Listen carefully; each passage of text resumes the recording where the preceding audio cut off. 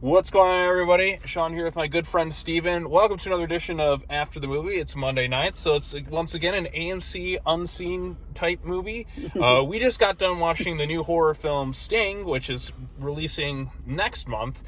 We were thinking it was going to end up being Winnie the Pooh, Blood and Honey, but then it ended up being this movie called Sting. It's about an alien spider that crash lands in an apartment complex in New York City during a heavy blizzard, and there was a trailer for it, which I did see like a few weeks ago or something like that. I can't quite remember, but I was like, oh, wait a minute, this one looks like that spider movie I saw a trailer for. So it's an alien spider, crash lands, the little girl finds it's like, oh, cool, a spider. And as it eats, it starts growing into like gigantic size and starts munching on everybody in this building. And that's kind of your basic rundown. That's the movie. That's the movie That's the movie in a nutshell. It also focuses on, like I said, this girl, like her mom, her baby brother is an infant, you got the stepdad, you got her grandma who has dementia, and then the grandma's sister, who's like this crazy psycho landlord lady. A witch. Yeah, something like that. Then you have a few other random people in it. There's like some drunk lady.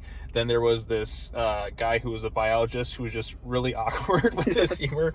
Then you have the exterminator, who's the best character of the movie, hands down, no question. And like I said, you have this spider, which she calls the girl nicknamed Sting.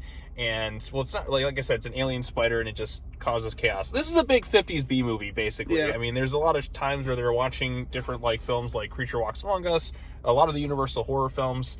But what makes this one work is it is very funny. It's very aware that it's, like, a B movie, and it has fun with its premise. It still has its kind of emotional hooks at times, but it was very funny. Like, I was thoroughly entertained from it. Yeah, we were laughing quite a bit. There's a lot of campy moments and those like funny delivered lines and like intense moments, and just it's exactly what I wanted. Right. We were like, to be honest with you, this is probably the most packed, like, unseen type movie because even this is the second one you've been to, but I think because it had the hey, this is gonna be a horror film, people show up for horror movies, and the audience was laughing and having a good time. I think some guy like sounded like a seal at one point, and the audience he was laughing, so he was like whatever it was, and we were just laughing quite a bit. But like I said, it's intentionally done. Like it's well shot and kind of like.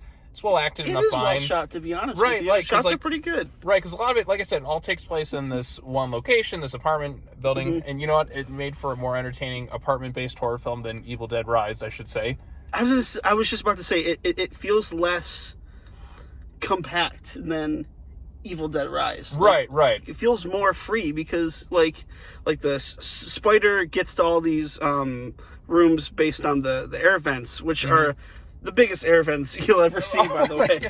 Yeah, these air vents are like comically large, like the size of this truck, if you will. I'm like, okay, size of the window. Right, like these are huge ass air vents in everybody's apartment. Like it's so easy to break into someone's place, and it's like, oh, hello there. Like I'm like, it became kind of like laughably like goofy at times. And like I said, there's a few things I was kind of confused by. For instance, the little girl seems to be like a fully like paid comic book artist or something like that. Like she is like, this is a very strange like kid in this thing. Like the way she talks about things, like it doesn't feel, I mean kids, you know, can have intelligence and that, and like can be kind of bizarre in that too. I was a weird kid too, I'm sure you were as well. Of course. But yeah, like this kid, like very talented artist as well, like her stepdad, if you will, who's like this comic book artist, and they're apparently selling these huge copies of this series that they got going on here. And the girl is like, there's a little bit of a conflict for her. I guess she's kind of the story concept person, because she picks up the comic book and it has like her name written on it too. So I'm like, is the little kid writing an ongoing comic book series and making money off it? Like I'm like, how is this working? Yeah, and then the dude Ethan, or the stepdad, was like the illustrator. Right, yeah, he was the artist on the book, and like the publishing's like, we need you to hurry up with this stuff, with these pages. We're gonna have to get another artist on this thing, and you know, great artwork takes time. Oh yeah, unless you're gonna be a tracer or something like that, and you don't want to do that. And the art looked kind of neat. Definitely had that like horror 50s vibe to it all, like, you know, spooky, scary stuff. And I was enjoying that aspect to it. Like, again, this is more of a self-aware movie. It knows really what it is. It's not a long movie at all. Like, it's like kind of the perfect runtime, about 90 minutes. 90 minutes. You could see this being a 1980s film. Like, just kind of tweak the setting a little bit. Like, I mean, it really could theoretically exist in the 80s. Like I said, this child feels like an 80s kid, like written like an 80s kid, hyper intelligent, kind of very intelligent for her age. Right. Yeah. So very well spoken. Very well spoken, like the way she talks. It's like a Kevin McAllister type thing. Yeah. Although, like, this kid, she definitely comes across a bit bratty at times, too, which, sure. you know, like a lot of kids in movies kind of do. And her, let me befriend this spider, and then the thing just starts growing to abnormal size, and you get all the other characters involved with it, too. But the standout for me, like I said, was the exterminator guy. He was really funny. Like, when the spider thing comes in, he's screaming bloody murder. Like, he just... I mean, we were laughing pretty hard at this thing.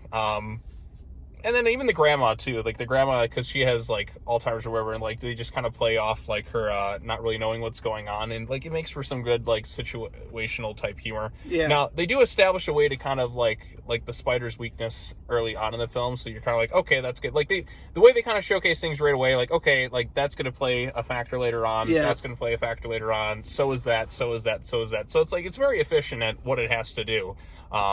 Does it push the envelope of cinema or anything like that? No, but it is an entertaining, like, horror comedy type movie. I mean, like I said, like, when it was beginning, I'm like, what even is this movie? You heard some, like, we were thinking, because, like, the AMC Unseen, like, all right, is it going to be Winnie the Pooh, Blood and Honey? Then it was saying Winter Blizzard. I'm like, I don't think I remember that from the teasers. Yeah. Whatever. I think Winnie the Pooh comes out tomorrow or something. I may need to watch it.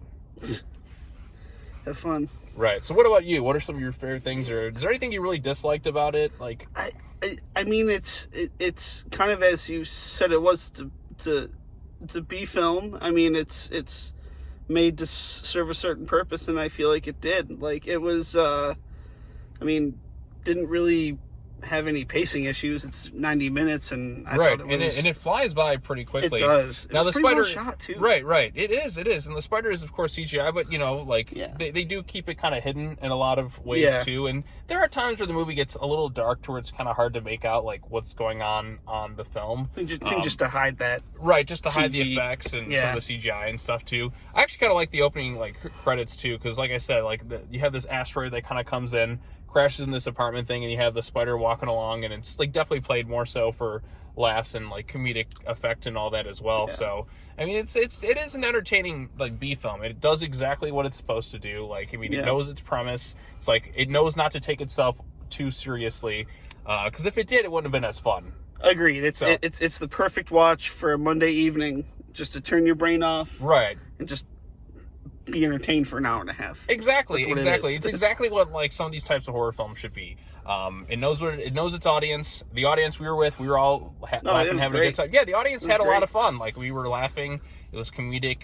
It wasn't quite scary or anything like that. Definitely not. Like unless you know right away, okay, this is gonna be goofy schlockiness. Unless you hate spiders, there is like one scene that like kind of made me a little uncomfortable. I don't know if I want to spoil it, but it's involves the woman with the dog. Oh, okay, yeah. That was we'll keep that vague. Like that was a very kind of gruesome bit to it too. Then there's a few moments, like there's one where it's kind of happens surprisingly when the spider like attacks two specific characters. Yeah. And then the third specific character is kind of just nonchalantly doesn't realize what's going on. Yeah. And it's like, oh, come on.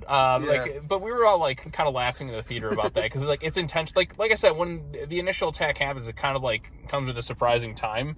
But it's like it's handled well, like in the surprise factor, because you don't really like expect it to happen. Because usually movies they have to build up to those types of ones. This one just is like, no, it's kind of abruptly like gets you when you're not really expecting it. This is it. Yeah, I like that aspect to it, and like I said, the B movie schlockiness made it fun. It's fun. It's a fun watch. I mean, I'll be honest. That's it.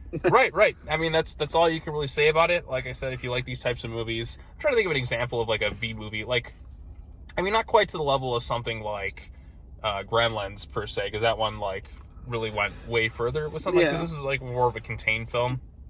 I think something more like Critters, but I think a little bit better with the whole alien aspect and that coming to there and somebody trying to like all the stuff like just going crazy off the wall stuff. But yeah, they do pretty much mostly everything you can do with the spider in this type of situation. So, but I enjoyed it. Yeah, I thought it was fine.